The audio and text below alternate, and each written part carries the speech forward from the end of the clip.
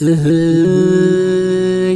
قبل 10 عام وابي جنبنا، ما حد من عمامي سأل عن حالتي.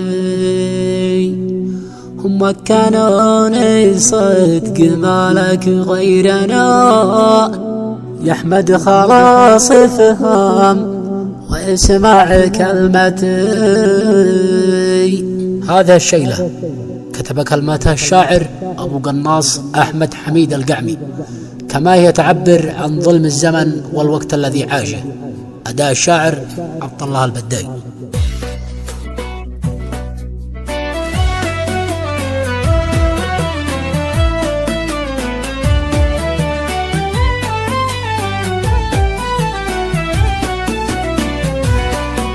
من قبل 10 عام وابي جنبنا، ما حد من عمامي سأل عن حالتي. هم مكنوني صدق مالك غيرنا، يا احمد خلاص افهم واسمع كلمتي. لليوم 10 عام ما حد زارنا، وانت الذي يا رب عالم نيتي. شموت بعد الاب والقى ربنا، واشكي هنا وادعيه من ظل مسرتي. هم خلتونا صدق لليوم وحدنا، وانا سالك يا رب فرج كربتي.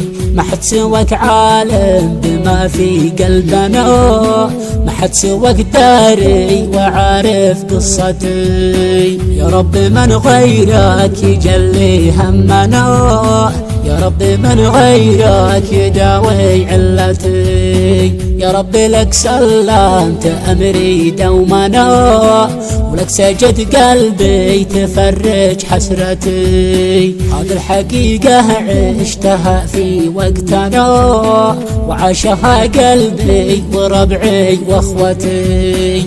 والله ما ظنيت ينسوا بيتنا، وهم معي عاشوا سنين يا خبرتي. وناس كم حلوا وظلوا عندنا، يا للأسف واليوم خانوا عشرتي. لكن فلا يا وقت ماشي ضرنا، ومن قفا وغاب ينسى خوتي. احنا ملوك الفن معروف اسمنا، واحنا على عهد الوفاء ما نحتري. لو سبنا العالم قسم ما همنا، تمردي يا صاح يعرف قوتي. يحرم عليه يمسك بنقطة ضعفنا، ولا نميل وننكسر يا عزوتي. ربي خلقنا صدق متكفل بنا، اقسم قسم ماشي